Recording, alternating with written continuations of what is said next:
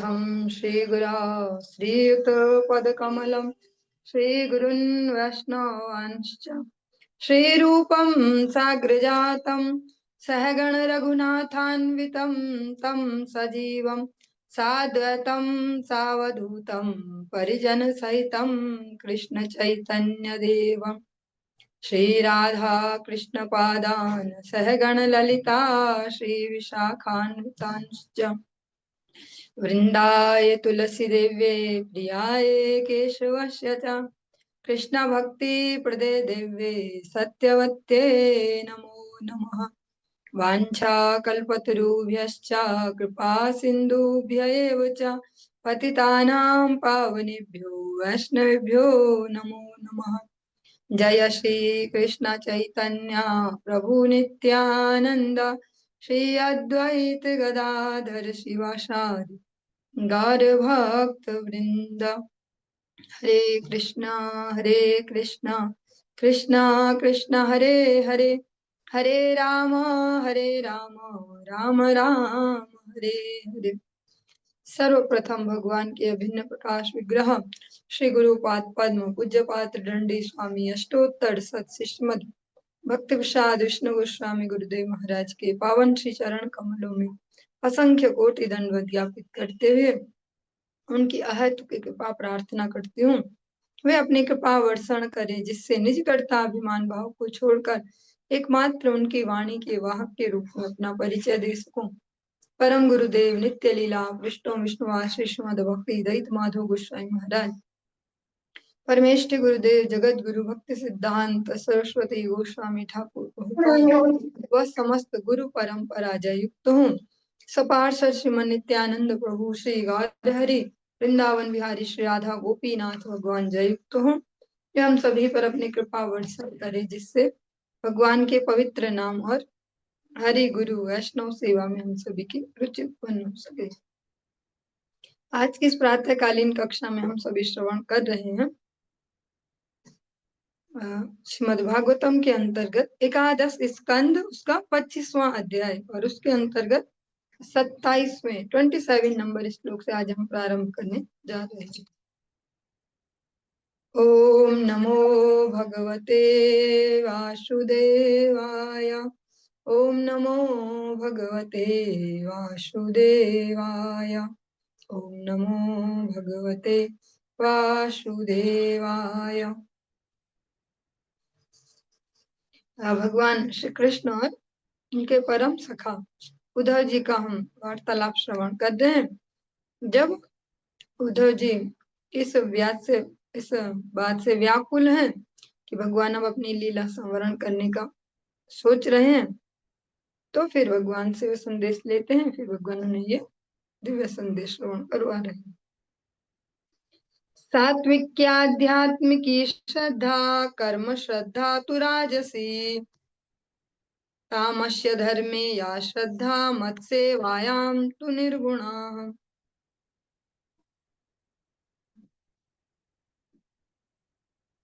आध्यात्मिक जीवन की दिशा में लक्षित श्रद्धा सात्विक होती है, सकाम कर्म पर आधारित श्रद्धा राजसी होती है और अधार्मिक कृत्यों में वास करने वाली श्रद्धा तामसी होती है।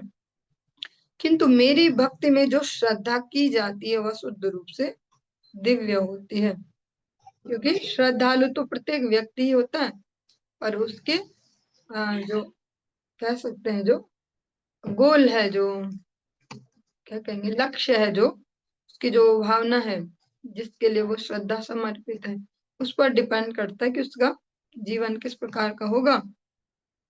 अगर हम श्रद्धा की बात करें तो भारत देश एक बहुत ही यहाँ अनेक प्रकार की श्रद्धाएं देखने को मिल सकती हैं।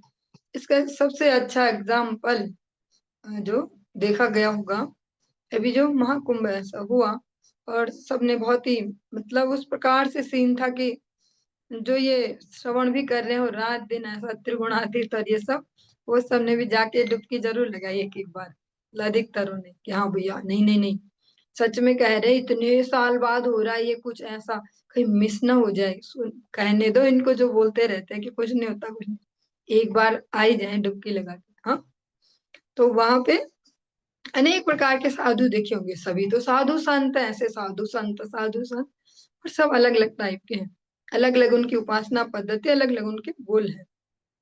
ये तो फिर भी एक हाईएस्ट वैसा एग्जाम्पल हो गया। सामान्य मनुष्यों में भी अलग अलग प्रकार की श्रद्धा, और श्रद्धा तो श्रद्धा होती है भैया, इसमें क्या। पर यह हम श्रवण कर पा रहे हैं कि श्रद्धा भी एक प्रकार से नहीं, वे भी हैं कि जो किसी का मर्डर करते हैं और उसमें भी श्रद्धा युक्त होकर जो भी उनके उपास है उनका नाम लेते हैं। वे भी हैं जो चोरी करने जाने से पहले भी ऐसा कुछ जयकारा दे के जाते हैं कि भैया आपकी दया से हमारी ये चोरी सक्सेसफुल हो जाए। वो भी श्रद्धा, वो भी श्रद्धा है कि जो अपने किसी अ, इच्छा की पूर्ति के लिए किसी और की बलि भी दे देते हैं। ऐसे भी अभी भी हम आज के समय में भी कई बार सुनते हैं ना, ऐसे कुछ ना कुछ प्रसंग, ऐसे कहते हैं पहले बहुत होता था अब नहीं होता, पर अभी भी ऐसे सुनते हैं कि किसी का बच्चा नहीं हो रहा तो उसने ऐसे जादू टोना कुछ किया, दूसरे का मार दो तो इसका हो जाएगा, ऐसा ऐसा कुछ जो चलते रहता है। और अन्य अन्य प्रकार से तो है ही, ये तो मनुष्यों की बात हो रही। और ऐसा जो मुर्गा बकरा ये सब तो बेचारे ऐसे भी मारे जाते रहते हैं।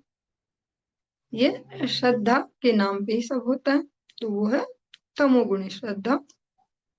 राजसी श्रद्धा जो अपने रिटर्न वाला, जो है कि रिटर्न गिफ्ट मिलने वाला है, इसलिए हमें धर्म में इन्वेस्ट करना चाहिए क्योंकि हमसे तो रिटर्न मिलता ही मिलता है, वो वाली श्रद्धा होगी राजसी श्रद्धा।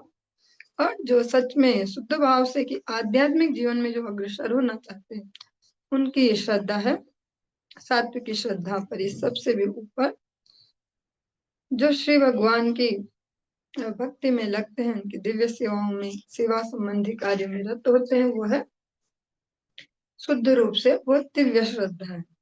क्योंकि श्रद्धा तो हम वहां भी श्रवण करते हैं, आदो श्रद्धा तथा साधु संगी, तो हम यहाँ भी सुनते हैं भक्ति राज्य में श्रद्धा होनी चाहिए। हाँ, और श्रद्धा भी अलग अलग प्रकार की। पथ्यम पूतमनायस्तमाहार्यं सात्विकीं स्मृतं राजसं चेन्द्रिय प्रेष्ठम तामसं चार्तिरा शुचि। जो भोजन आरोग्यजनक, शुद्ध तथा बिना कठिनाई के उपलब्ध हो सके वह सात्विक है।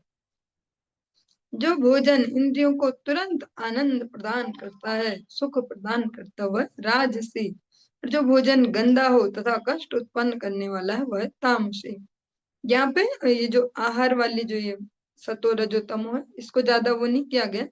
पर आप अगर भगवत गीता का जो एज इट इज वाला जो टीका है उसको पढ़ेंगे, उसमें इसको विस्तार से दिया गया है कि भोजन कैसे सात्विक रासिक और तामसिक होता है। जो बासी भोजन है, कह सकते हैं 6 घंटे या 8 घंटे से भी पुराना, जो उसको भी तमोगुण की श्रेणी में रखा जाता है। हाँ, यहाँ पे थोड़ा सा अपवाद होगा कि हम भगवत प्रसाद को उसमें नहीं लेंगे, कैसे कि ठाकुर जी का भोग है, इतने घंटे हो गए हैं और खराब भी नहीं हुआ है, परंतु हम नहीं खाए कि भैया हमने तो सुना था बासी भोजन तामसिक, वहां पे नहीं चलेगा फॉर्मूला। सात्विकं सुखमात्मोत्थं विषयोत्थं तु राजसं तामसं मोहदैन्योत्थं निर्गुणं मदपाश्रयम्। आत्मा से निकाला हुआ सुख सात्विक है, इंद्रिय तृप्ति पर आधारित सुख राजसी है, और मोह तथा दीनता पर आधारित सुख तामसी है। किंतु मेरे भीतर पाए जाने वाला सुख दिव्य है। मतलब यहाँ पे हर कैटेगरी दे दी, जिसका जो बजट हो उसके अनुसार वस्तु खरीद सकता है। हाँ, 10 रुपए वाली भी है, 100 वाली भी है, 1000 वाली भी है, और फिर जो जिसको प्राइस में नहीं कर सकते वो भी है। यहाँ चारों कैटेगरी दे दी गई। द्रव्यम देशम फलम कालो ज्ञानम कर्म च कारकः श्रद्धावस्था कृतिर्निष्ठा त्रैगुण्य सर्व एव हि। इसलिए भौतिक वस्तु स्थान कर्म फल काल ज्ञान कर्म कर्ता श्रद्धा चेतना की दशा जीव योनि तथा मृत्यु के बाद का गंतव्य, ये सभी भौतिक प्रकृति के तीनों गुणों पर आधारित होते हैं। एक बार दोबारा श्रवण करेंगे। भौतिक वस्तु स्थान कर्म फल काल ज्ञान कर्म कर्ता श्रद्धा चेतना की दशा जीव योनि तथा मृत्यु के बाद का गंतव्य, ये सभी भौतिक प्रकृति के तीनों गुणों पर आधारित होते हैं। सर्वे गुणमया भावा पुरुषा व्यक्तधिष्ठिताः दृष्टं श्रुतमनुध्यातं बुद्धया वा पुरुषर्षभ। हे पुरुष श्रेष्ठ, भौतिकवादिता की सारी दशाएं भोक्ता आत्मा तथा भौतिक प्रकृति की अन्योन्य क्रिया से संबंधित हैं। चाहे वो देखी हुई हो, सुनी हुई हो या मन के भीतर सोची विचारी गई हो, वे किसी अपवाद के बिना प्रकृति के गुणों से बनी होती हैं। जो कुछ भी हमारे आसपास है, चाहे हमारा वो सुनना, देखना, मन में सोचना, विचार, ये इतनी सूक्ष्म बातें भी, सोचना, विचार, ये भी सब तीनों गुणों से अच्छा देते हैं, उनके संयोग से बने हुए हैं। इसीलिए भगवान की सेवा के लिए सब कुछ इंगेज किया जाता है। ऐसा नहीं बोलते कि जो बस हाथ पैर ही चलाता हो, जो नाम न करता हो वो भी, या सब कुछ, क्योंकि हर जगह तीनों गुणों का ही प्रभाव है। तो मन, कर्म और वचन तीनों से ही भगवत सेवा में जब लगेंगे, तब ये तीनों गुणों का निस्तार हो पाएगा, वो सही रूप से अपना कार्य कर पाएंगे। एताः संश्रितयः पुंसो गुणकर्म निबन्धनाः येने मे निर्जिता सौम्या गुणा जीवेन चित्तजाः भक्ति योगेन मन्निष्ठो मद्भावाय प्रपद्यते। हे सौम्य उद्धव, बद्ध जीवन की ये सारी विभिन्न अवस्थाएं भौतिक प्रकृति के गुणों से पैदा हुए कर्म से उत्पन्न होती हैं। जो जीव इन गुणों को जीत लेता है, जो मन से प्रकट होते हैं, वह भक्तिमय सेवा की प्रक्रिया द्वारा अपने आप को मुझे अर्पित कर देता है और इस तरह मेरे प्रति शुद्ध प्रेम प्राप्त करता है। जो हमको प्रैक्टिस दी गई अभी प्रैक्टिकली हमारी समस्त गुरु परंपरा गुरुवर्ग द्वारा, वो इसीलिए दी गई है ताकि हमारी जो जो भी एक्टिविटी है, खाना पीना, सोना, उठना, बैठना, पहनना, उस सब में कहीं ना कहीं भगवान भगवान है मिक्सअप, तब जाके शुद्धिकरण हो पाएगा चेतना का, मन स्थिति का, तब हम भक्ति राज्य में आगे बढ़ पाएंगे। अभी तो हम बोल देते हैं ऐसे कि हम भक्त हैं, पर हम भक्त नहीं है। सुनने में अजीब भी लगता होगा जब जब ऐसा बोलते हैं, पर अभी हम भक्त नहीं है। हम बस देख पा रहे कि होती है कुछ भक्ति, हम सुन पाते कि होती है कुछ भक्ति, हमें प्रैक्टिस में डाला गया है ताकि जितना हमें शुद्धिकरण प्रक्रिया से गुजरेंगे उतना भक्ति के लिए तैयार हो पाएंगे। तस्माद् देहमिमं लब्ध्वा ज्ञान विज्ञान संभवं गुणसंगम विनिर्धूय मां भजन्तु विचक्षणाः।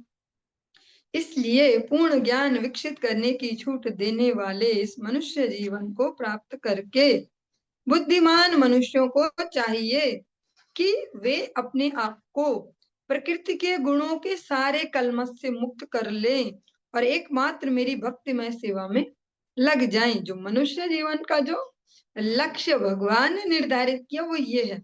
हमने अलग अलग किया है, किसी का है डॉक्टर बनना, किसी का इंजीनियर बनना, किसी का बच्चों को अच्छा पढ़ा लिखा के बड़ा आदमी बनाना, किसी का ऐसा ऐसा जो तो भी, पर भगवान ने जो लक्ष्य दिया है मनुष्य जीवन के लिए वो है कि तीनों गुणों के कलमश से स्वयं को शुद्ध करके जीवात्मा भगवान की जो भक्तिमय सेवा है, जिसका हम वर्णन सुनते हैं सारे, आपने श्रवण किया पूरे कार्तिक मास में अष्टयाम लीला कीर्तनों को, उसके अंतर्गत कितनी सारी सेवाएं होंगी, वहां तो कितने सारे सेवक चाहिए। तो उसके लिए यहाँ ट्रेनिंग दी जा रही है, अभी शुद्धिकरण से गुजारा जा रहा है, ट्रेनिंग पीरियड है। जो उसके लिए एलिजिबल हो जाएंगे उनको वहां एंट्री मिल जाएगी।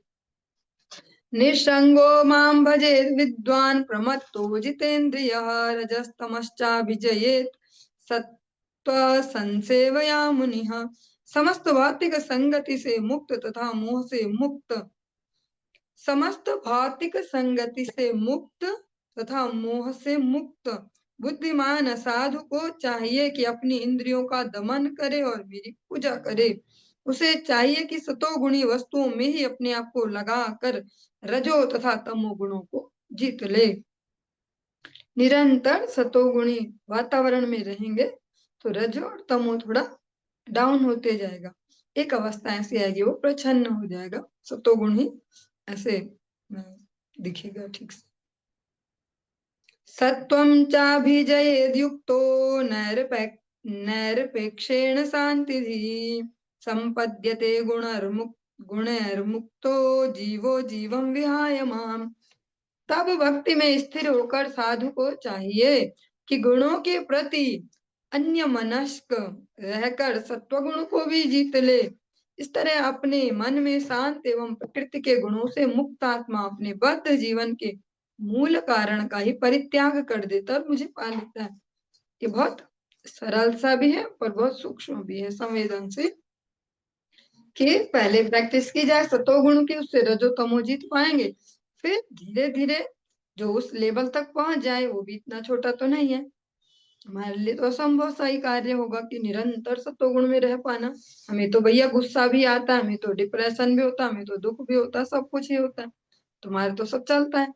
पर जो कोई हो पाए इस प्रकार से, जिसके लिए भगवान कह रहे हैं सुख दुखे समय कृत्वा लाभा लाभो जया जयो, भगवद गीता में समता, जो एक साम्य वाले जो स्थिति भगवान कह रहे हैं, तब उसमें धैर्य से वो एनालिसिस करके ऐसे, और सतो गुण को भी फिर छोड़ता जाए, उससे भी ऊपर जाए, वहां बिना चिपका रहे, तब वो जो बेसिक रीजन है हमारे इस भौतिक जगत में बार बार भटकने का, भगवत विमुक्ता, उससे पार पा पाएगा।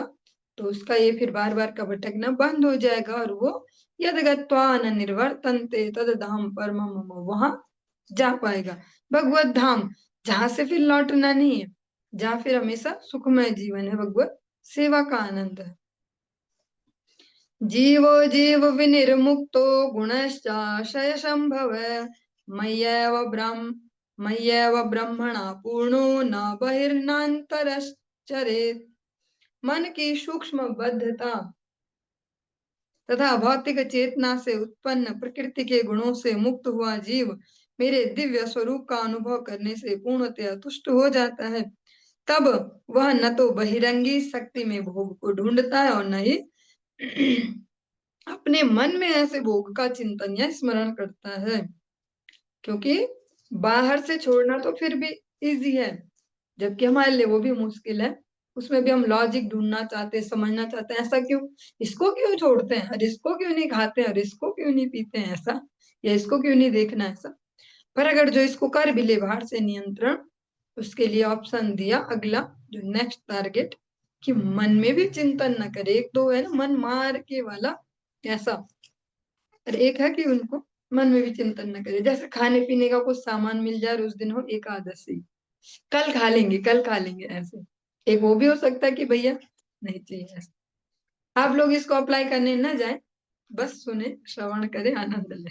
चलिए, इस प्रकार से जो 25वां अध्याय है ये संपन्न हुआ। अब हम जो 26वां अध्याय है इसमें प्रवेश करते हैं। इसमें हम एक गीत श्रवण करेंगे, इसको नाम दिया गया ये लगीत, ये लगीत। श्री भगवानुवाच मल्लक्षणमिमं कायं लब्ध्वा मद्धर्मः स्थितः आनन्दं परमात्मानमस्थं समुपैति माम्। पूर्ण पुरुषोत्तम भगवान ने कहा, यह मनुष्य जीवन जो जीव को मेरा साक्षात्कार करने का तथा मेरी भक्ति में प्रस्थापित होने का स्व अवसर प्रदान करता है, उसे पाकर जीव मुझे प्राप्त कर सकता है। मैं ही समस्त आनंद का आगार और सारे अस्तित्व का परमात्मा हूँ तथा हर जीव के हृदय में वास करता हूँ।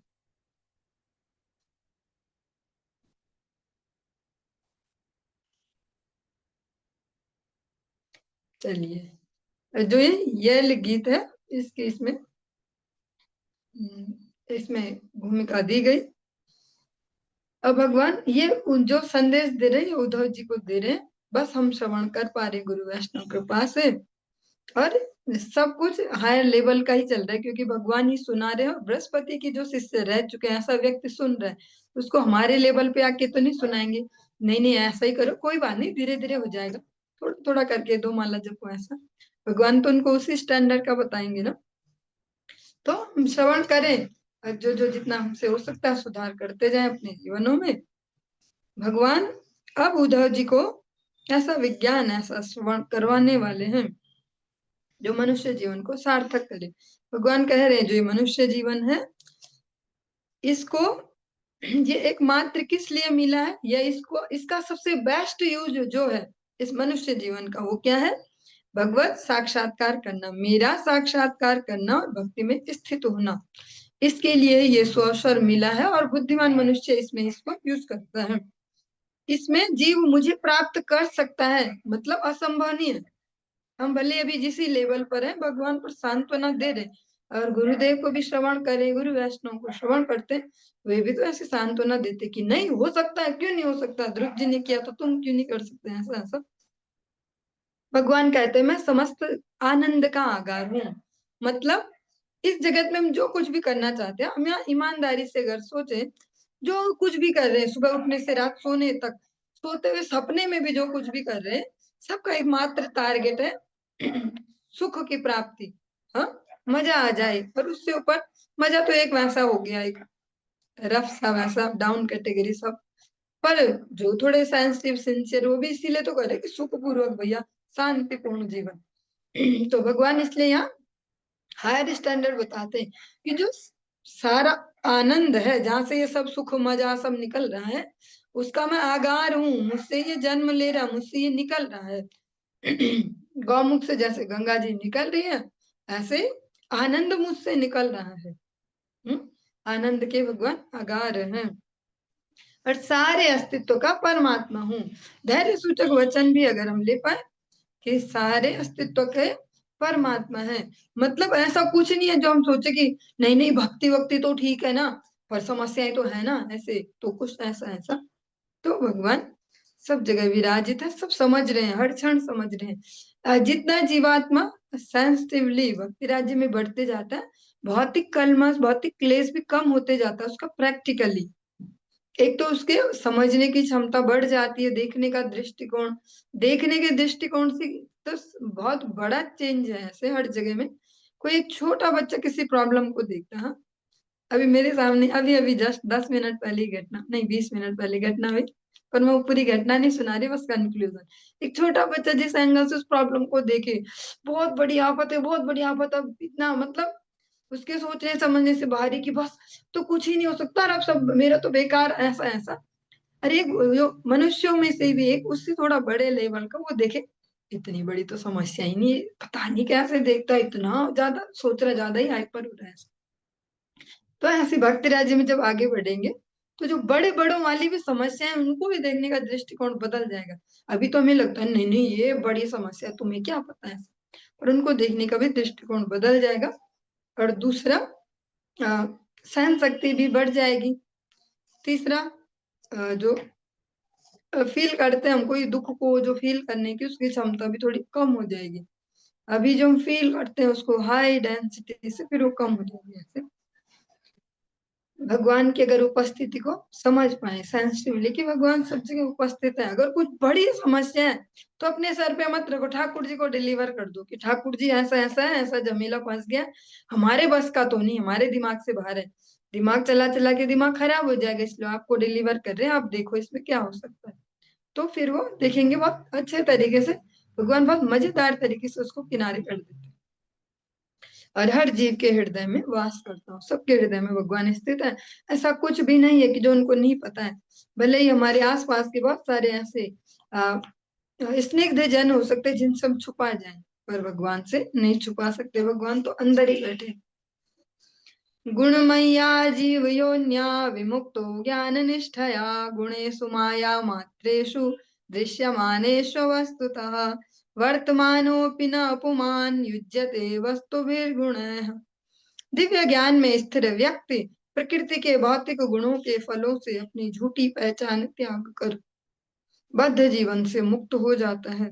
इन फलों को मात्र मोह समझकर उन्हीं के बीच निरंतर रहते हुए भी वह प्रकृति के गुणों में फंसने से अपने आप को बचाता है। क्योंकि प्रकृति के गुण तथा उनके फल सत्य नहीं होते, अतएव वह उन्हें स्वीकार नहीं करता। जो हम श्रवण कर रहे हैं ये अभी, भगवत गीता में इसको इस प्रकार से कहा, कर्मण्येवाधिकारस्ते मा फलेषु कदाचन माते संगोत स्वकर्मणि। हाँ, माँ कर्म फल हेतु माते संगोत स्वकर्मणि। जो ऐसा नहीं कह रहे भगवान, वहां जिस प्रकार से सुनते हम हाईलाइट हो के भगवत गीता का सार है कर्म करो फल की इच्छा मत करो, ये नहीं कह रहे, ये कह रहे हैं कि जो फल है उससे चिपको मत। जो हम कोई सा भी कार्य करते हैं, कोई सा भी, उसका जो रिजल्ट है, कार्य में तो 100% पोटेंशियल दो अपनी, पर रिजल्ट से ना चिपको। क्योंकि रिजल्ट जरूरी नहीं वैसा ही आए जैसा हमने इमेजिन किया, क्योंकि उसके पीछे बहुत सारे ऐसे कारण हो सकते हैं रिजल्ट चेंज होने में। कोई बच्चे ने बहुत मेहनत से पढ़ाई की और उसको बस कंफर्म है कि 100 में से 95 तो कहीं नहीं जाते, अगर कितना काट भी ले टीचर ऐसा, और आ जाए उसके 80, तो उसके लिए तो बहुत बड़े डिप्रेशन का कारण है ना, कि मैंने इतनी ईमानदारी से पढ़ा, मैंने कोई मस्तीबाजी ये वो नहीं किया, ऐसा ऐसा। पर चिपकना क्यों नहीं है? क्योंकि उसके लिए अनेक रीजन हो सकते हैं। क्या पता चेक करने वाले का क्या माइंड सेट था, घर से झगड़ा करके आया था या गुस्से में था या क्या था, क्योंकि वो चेक करने वाला भी मनुष्य है, वो भी तीनों गुणों के अंतर ही है, अंतर्गत ही चल रहा है। या कुछ और भी रीजन हो सकता है, कोई एक नंबर को ऐड करना भूल गए हो, कहीं पे कुछ ऐसा हो सकता हो, बहुत सारे रीजन हो सकते हैं। और बचपन में जो हमने सुने ना वो एग्जाम्पल हंसी मजाक में, कि किसी बच्चे के 9 नंबर थे, और वो जो मक्खी थी वो पीछे बैठी, उसने वहां गंदगी कर दी तो पीछे 0 बन गया, तो 90 हो गए ऐसा। या किसी के 90 थे, 0 के ऊपर मक्खी बैठ गई, तो टीचर ने 9 ही देखा, फटाफट लिख दिया। तो ये सच में प्रैक्टिकली भी है, ऐसा कुछ भी हो सकता। मीन्स कर्म करने में हमारा अधिकार है कि हम कितनी इंटेंसिटी से करें, कितना जोर लगाए, हमने 1000% जोर लगाए ये वो। और फल में हमारा कोई हाथ नहीं है, कोई अधिकार नहीं है कि फल को हम कैसे वो एग्जैक्ट कर पाएंगे, क्योंकि कई बार वो कम प्रयास में ज्यादा भी मिल जाता है, कभी ज्यादा प्रयास में कम भी, ऐसा। तो वो हमारे हाथ में नहीं। भगवान वहां ये बता रहे हैं, माते संगोत स्वकर्मणि, जो कर्मों का रिजल्ट है ना उसका संग मत करो, उस पे मत चिपको कि यही ही होना चाहिए। और, और उस पे चिपक जाएंगे तो फिर या तो हाईली अहंकार ग्रस्त रहेंगे कि देखा, अगर एज इट इज हो गया हुआ है जैसा हमने सोचा था, तो फिर अहंकार ग्रस्त, देखा मेरे जैसा कोई नहीं, मैंने तो ऐसा, और नहीं हो पाया तो हाई डिप्रेशन में जाएंगे। और ये होता है प्रैक्टिकली, अलग अलग फील्ड में जीवन के अलग अलग लोग, ये कुछ ज्यादा ऊपर ज्यादा नीचे जाने से मेंटल बैलेंस बिगड़ जाता है सब। यहाँ पे भी यही कह रहे, जो हम श्रवण कर रहे, सार इसका भी यही है कि जो कर्म, जो भौतिक गुण है, जो यहाँ जो कुछ भी चल रहा है, इनका जो रिजल्ट है, उससे अपनी झूठी पहचान त्याग कर बद्ध जीवन से मुक्त हो जाता है। जो व्यक्ति है जो दिव्य ज्ञान में स्थित है, जिसको अभी हम पिछले अध्याय में श्रवण करके आए कि सतो गुण और उससे भी ऊपर है सब, फिर वो यहाँ के कर्म फलों के साथ अपनी पहचान को चिपकाता नहीं है, उनसे लिप्त नहीं होता कर्मों के फलों से। इसको प्रैक्टिकली समझने जाए तो बहुत कुछ हो सकता है। वो रिलेशनशिप में भी हो सकता है कि भैया हमने तो मर गए, हमने तो बहुत जग मारी, हमने तो बहुत अपनी एनर्जी खपाई इस रिलेशनशिप में, पर वैसा रिजल्ट नहीं है, दूसरी साइड से ऐसा नहीं। तो यहाँ भी यही फॉर्मूला चलेगा कि आप अपनी जो ऊर्जा दे रहे हो उस पे आपका वो है, पर लेकिन वो रिटर्न में क्या हो उस पे आपका अधिकार नहीं है। तो जरूरी नहीं जिस व्यक्ति में ज्यादा इमोशंस खपाए वहीं से ज्यादा इमोशन मिले, हो सकता है कहीं और से मिल जाए या कहीं से ना भी मिले। तो फिर सोच समझ के इन्वेस्ट करें, यही चाह रहा है भैया। यही तो हो गया कि बिना फल पे चिपके, कि उतना ही इन्वेस्ट करो जितने से आपको दर्द ना हो, आप डिप्रेशन में ना जाओ। ऐसा ही तो कहते हैं ना। जैसे वो एक सरल सा एग्जाम्पल लेते हैं, वो जब शादी ब्याह होते हैं, अभी भी कहीं कहीं जो न्योता लिखवाने वाली परंपरा होती है, कुछ देते हैं हम उनको सगुन ऐसा, फिर जब हमारे यहाँ कुछ होता है तो हम भी चेक करते किसने कितना दिया और लिखा भी जाता है ऐसा। तो उसमें भी यही है, वहां पे भी समझ पाए तो यहाँ बहुत आसानी से समझ पाएंगे इसको वहां से, कि भैया मैंने तो 200 दिए थे, इन्होंने तो 100 रुपए ही दिए, 101 मीटर का दिया, मतलब मेरा 99 रुपए का नुकसान हुआ। तो वो मेरी गलती है, मैंने 201 दिए, मुझे उतना ही देना था जितना मैं सोचू कि ये दे ना दे तो कोई बात नहीं, ऐसा। क्योंकि वो भी बहुत बड़ा मैटर करता है ना मनुष्यों के जीवन में। हमने 5,000 दिए थे वहां सगुन में, वो तो नजदीक के रिश्तेदार थे, देखा ये तो 500 मीटर का दिया, कैसे हैं ये लोग, ऐसे लिचड़, ऐसे जो जो भी शब्द बोलते हैं, गाली गलौज, कि भैया ऐसे है, तो फिर उतना ही दे। वहां पे भी यही शिक्षा है ना प्रैक्टिकली, कि दो ही उतना ना जितने तुम्हें ना भी मिले तो चलो कोई बात नहीं, दान में दे दिया ऐसे खुशी से। ऐसा ही बद्ध जीवन में भी है, मतलब जो फल है उस पर चिपकना नहीं है कि ऐसा ही होना चाहिए, तब समस्या है।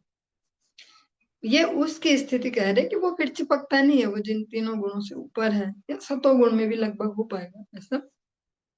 फिर वो प्रकृति के इन तीनों गुणों में स्वयं को फंसाने से खुद को बचा लेता है ऐसे। मतलब अपेक्षा शून्य, सरल भाषा में कहे तो एक्सपेक्टेशन जीरो, वो वाला जीरो एक्सपेक्टेशन। जो कुछ भी करो तो एक्सपेक्टेशन ना रखो।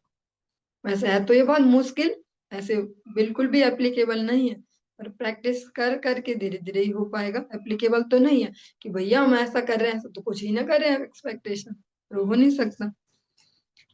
और इसका कारण बताया कि क्यों ना चिपके उनसे, क्योंकि प्रकृति के गुण तथा उनके फल सत्य नहीं होते, ये हमेशा के लिए नहीं रहेगा।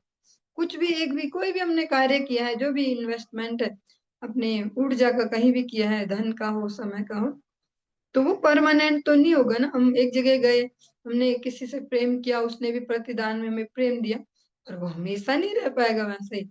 तब कौन सी सिचुएशन आए, कब, अनेक अनेक प्रकार से रीजन हो सकते हैं, पर वो हमेशा नहीं रहने वाला वैसा। इस वजह से ही साम्य वाली स्थिति का भगवान बार बार उदाहरण देते हैं, बार बार, चाहे भगवत गीता में श्रवण करे, फलों से न चिपके। फलों से न चिपकने की प्रैक्टिस भक्ति योग में रहकर ही हो पाएगी, जब हम कर्तव्य भाव से ही करें उसको, कि भैया हमको जो भी संबंध मिले, जो भी आसपास, मेरे कर्म फलों के प्रतिरूप है ये सब, तो मैं कर्तव्य भाव से सब करता जाऊं, बिना कूढ़े या बिना ओवर अटैचमेंट के, कर्तव्य भाव से। तो जो सबसे राग द्वेष की जो रज्जु है वो कटते जाएंगे, तो मेरी पतंग फ्री होते जाएगी उड़ने के लिए, भगवत धाम की यात्रा के लिए। बस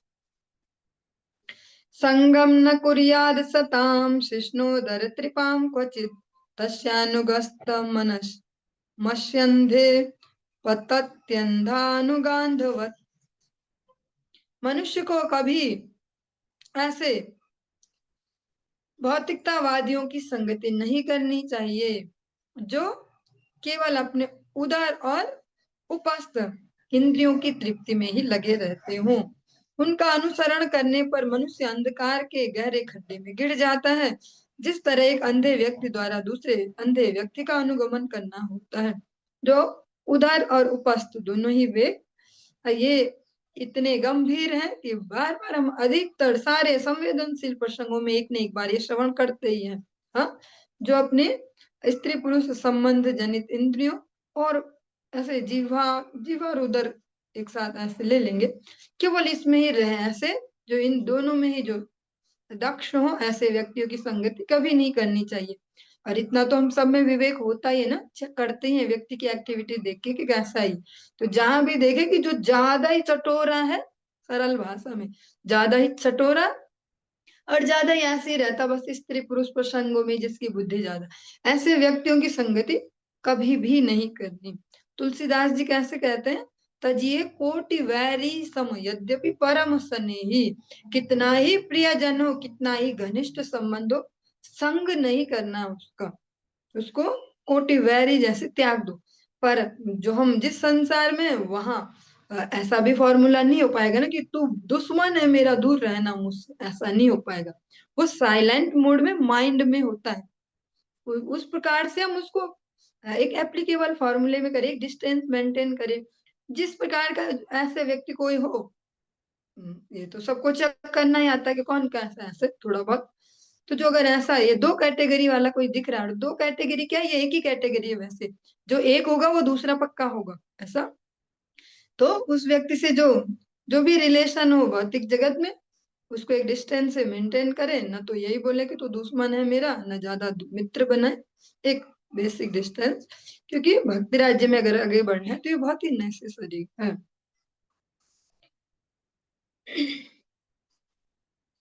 ये लः सम्राडिमां गाथां गायत बृहच्छवाः उर्वशी विरहान् मुह्यन् निर्विण्णः शोक संयमी। जो हम अब श्रवण करेंगे, जो इस चैप्टर को नाम दिया गया येल गीत, जो गीत है उसके बारे में कह रहे हैं। जो गीत है वो सुप्रसिद्ध सम्राट पुरुरवा द्वारा गाया गया था। अपनी पत्नी उर्वशी से विलग होने पर सर्वप्रथम वह संभ्रमित हुआ किंतु अपने शोक को वश में करने पर वह विरक्ति का अनुभव करने लगा। अब अगर आप सबको याद हो, अगर अ, सूक्ष्मता से सुनते हो या याददाश्त ठीक ठाक हो, तो ये हमने श्रवण किया था 9वें स्कंद में।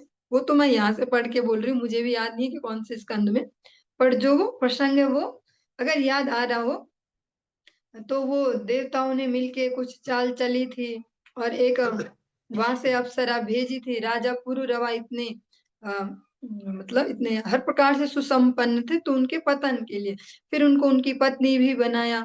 फिर कुछ वो स्वांग रचा, वो जिसमें वो भी कुछ कंडीशन देती है कि अगर आपने ये 2 कार्य किए तो मैं आपको छोड़ के उसी दिन ही चली जाऊंगी, ऐसा कुछ। और फिर वो देवताओं वाला कुछ चलता है, कोई बकरी का बच्चा बन के आया या ऐसा कुछ।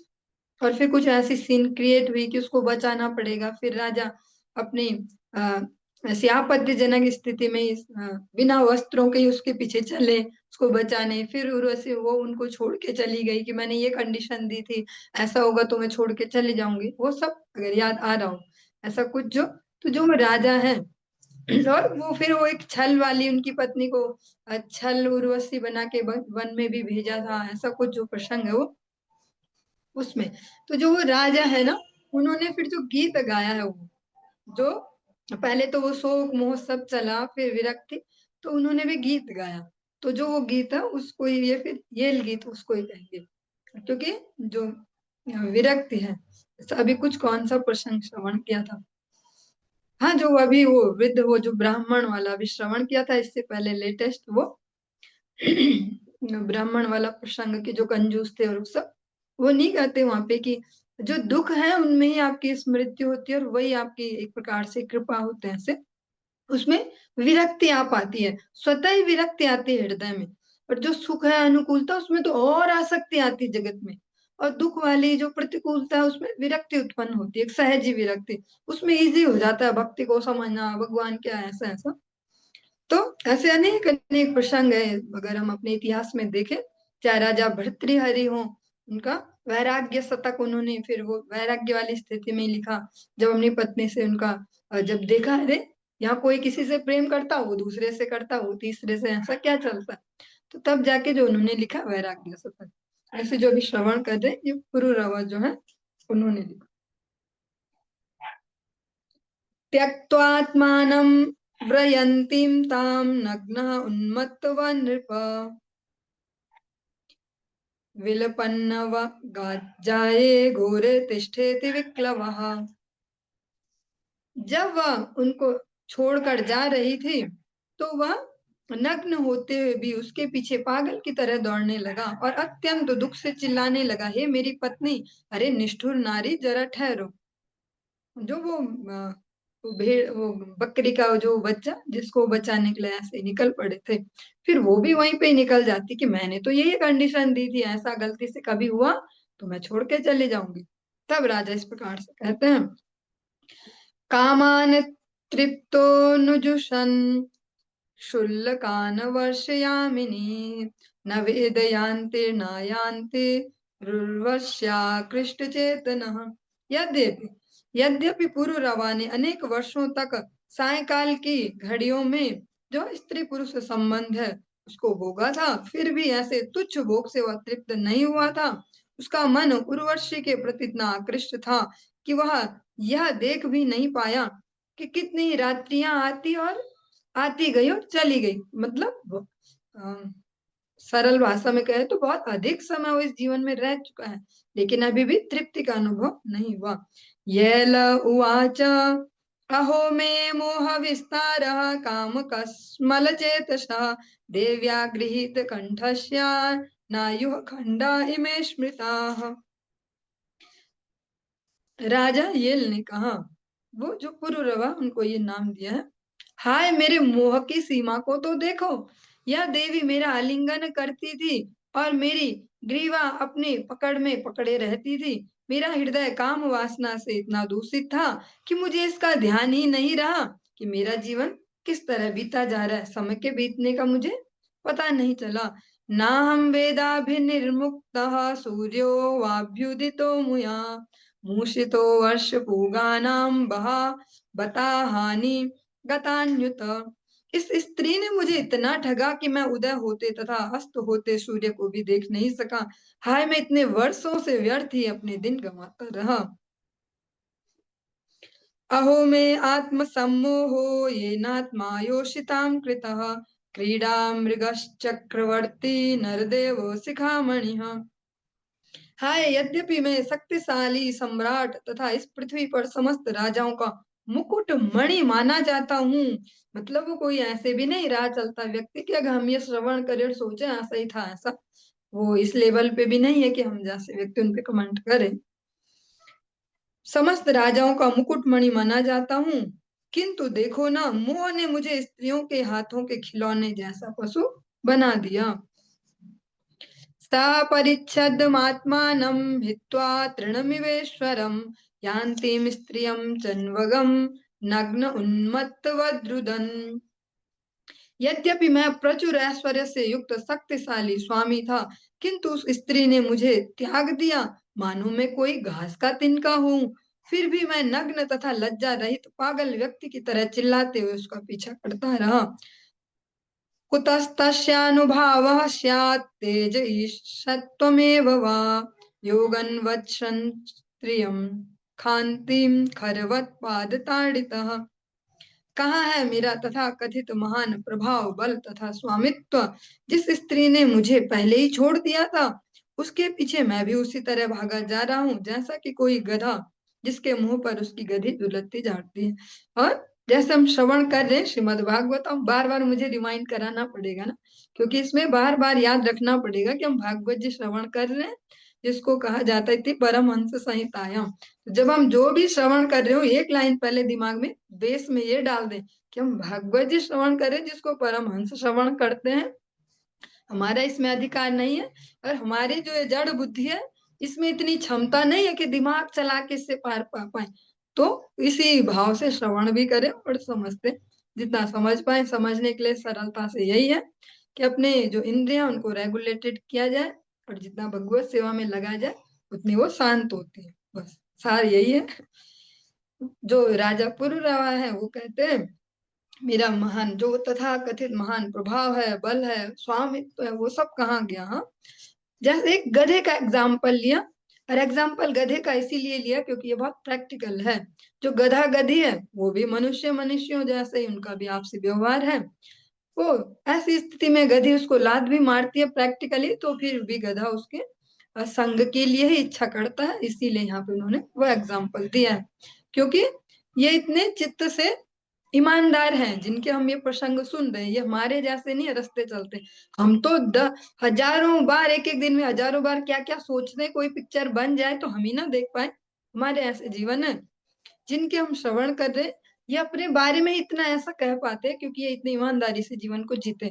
और इनके ऐसे छोटे से जीवन नहीं थे हमारे जैसे कि जो 60 साल का भी भरोसा नहीं है। ये हजारों हजारों साल जिनकी उम्र थी लाखों वर्ष, उनकी कहानी है ये। तो ये उनके जीवन का एक छोटा सा एंगल है।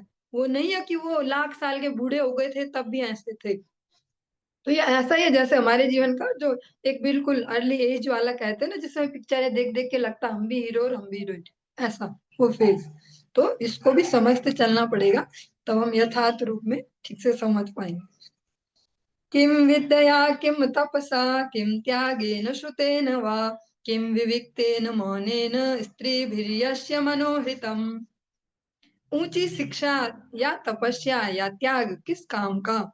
इस तरह धार्मिक शास्त्रों का अध्ययन करने, एकांत तथा मौन होकर रहने से क्या लाभ, यदि आखिर मनुष्य का मन किसी स्त्री द्वारा चुरा लिया जाता है। इसका जो तात्पर्य, थोड़ा सा हम इसको भी श्रवण करके चलेंगे। उपयुक्त जो भी श्रवण की ये विधियां ये सारी व्यर्थ हैं यदि किसी मनुष्य का हृदय तथा मन किसी शूद्र नारी द्वारा चुरा लिया जाए। जो व्यक्ति स्त्री की संगति के लिए लालायित रहता है, लेकिन जब हम ऐसा श्रवण कर रहे हैं तो यहाँ पे तो ज्यादातर माता जी होंगे, तो उन्हें हमारे लिए नहीं बोल रहे हैं ऐसा। तो इसमें दोनों ही एप्लीकेबल है, क्योंकि शास्त्र में पुरुषों को ही आध्यात्मिक ज्ञान के लिए ज्यादा एलिजिबल माना गया है, तो उनको ही बोल के कहते हैं। लेकिन इस कलयुग में सबको ही छूट मिली है कि तुम भी करो हरिनाम और तुम भी करो, तो हमें ये सब के लिए बराबर है। क्योंकि ऐसा तो नहीं कि स्त्रियां सारी ऐसी रहती है सीता और ऐसे सीता मैया जैसी पवित्रता से, ऐसा नहीं है। आज तो उनकी चेतना ज्यादा दूषित है, आज के समय में सबके लिए एप्लीकेबल है। वह निश्चय ही अपनी आध्यात्मिक प्रगति को रोक देता है। जिनका मेन है, ऐसा नहीं कह रहे कि ये जीवन ही गैर रहित है स्त्री पुरुष, पर जिनका मेन फोकस ही यही है, इन्हीं संबंधों में। और ये तो किसी भी एज ग्रुप में हो सकता है, ऐसे अनेक अनेक एग्जाम्पल हम अपने आसपास इधर उधर सब जगह देख ही सकते हैं भैया। कि वो एक डायलॉग बोला जाता है कि कौन कहते हैं कि बूढ़े इश्क नहीं करते, ये अलग बात है कि कोई उन पर शक नहीं करते, ऐसा वो डायलॉग भी तभी बने हैं ना जब ऐसा होता है इस जगत में।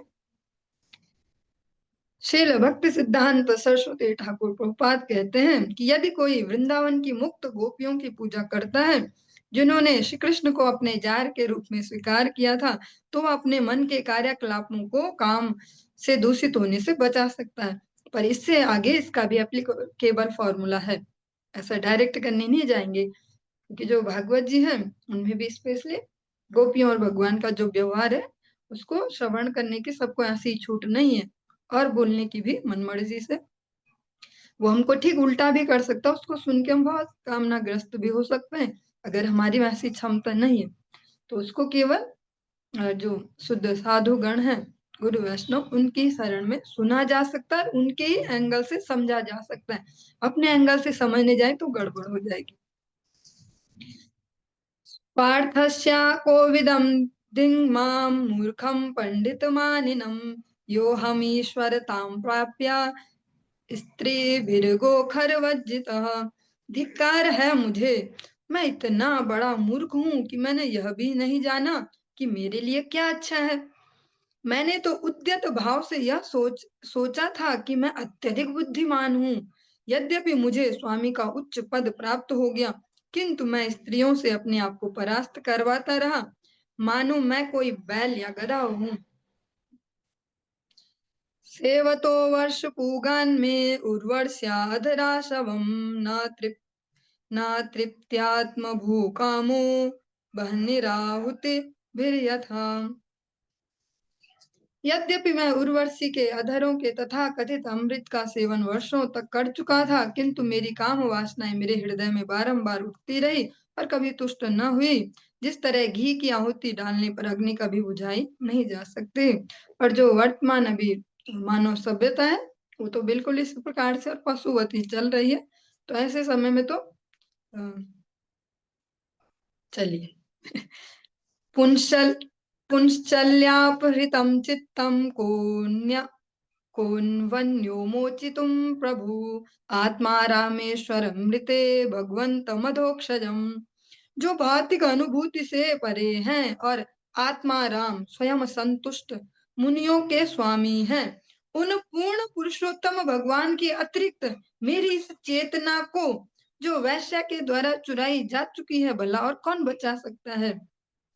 इस परिस्थिति में आके वो शब्द यूज कर रहे हैं वहाँ वैश्या, क्योंकि जो अप्सराएं हैं या आज के समय में हम जो कहते हैं ना वो बॉलीवुड और ये सब, ये बेसिकली यही कैटेगरी होती है, पर ये शब्द नहीं बोला जाता उनके लिए। उनको रोल मॉडल करके सब देखते हैं, और घरों में भी बच्चे देख रहे हैं, बच्चियां देख रही हैं, और वैसी माता पिता भी नहीं समझते इस एंगल से, गाइड भी नहीं करते, उन्हें बढ़िया लगता है उस हीरोइन जैसे बन रही मेरी बेटी और हीरोइन बनेगी ऐसा। पर बेसिकली वो इसी कैटेगरी के अंतर्गत है, देह को बेचकर कुछ प्राप्त करना सब। तो जो उर्वशी है वो तो स्वर्ग के अप्सरा, उनका उनकी तो ड्यूटी वही, उनका जीवन ही वही है।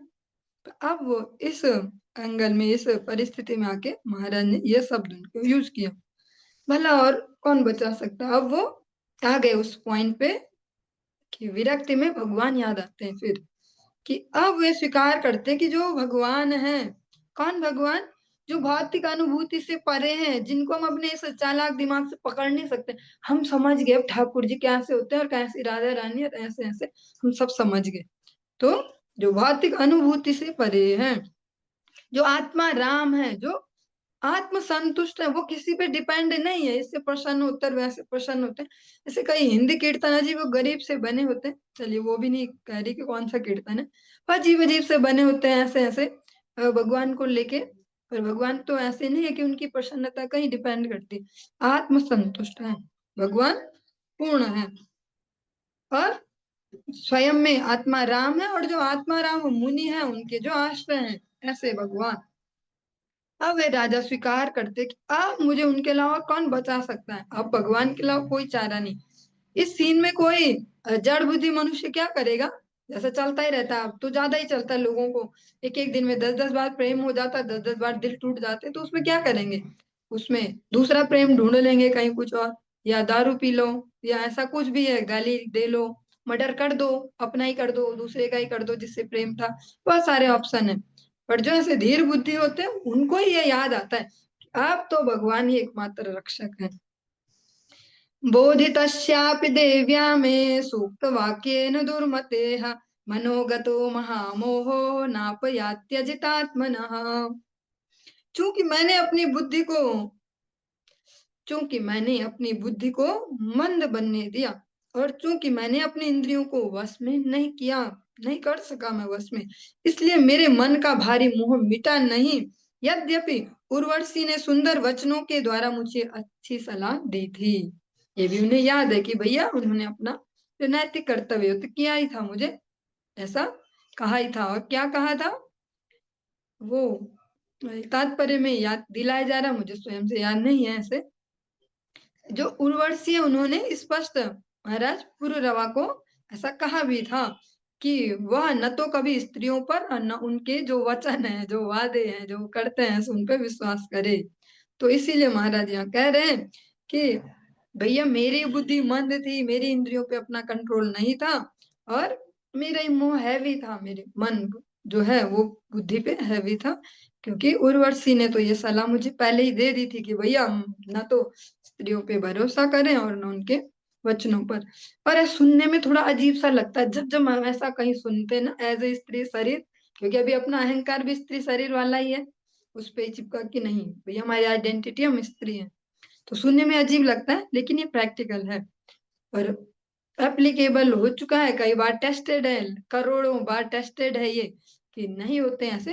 वो कुछ ही नारियां ऐसी होंगी जो चरित्रवान और जिन पे भरोसा किया जा सके, पर अधिकतर तो ऐसा ही, सब जगह ऐसी प्रसंग है और ऐसी प्रैक्टिकली भी इस जगत में भी देखते हैं। इसीलिए जो उर्वशी है उन्होंने भी ऐसे ही कहा था, और महाराज पुरुरवा कहते हैं उसने तो मुझे सही सलाह दे दी थी पर मैंने इस पे ध्यान नहीं दिया। चलिए आज के प्रसंग को हम यहीं पे विश्राम देंगे, इससे आगे हम कल श्रवण करेंगे। हरे कृष्ण।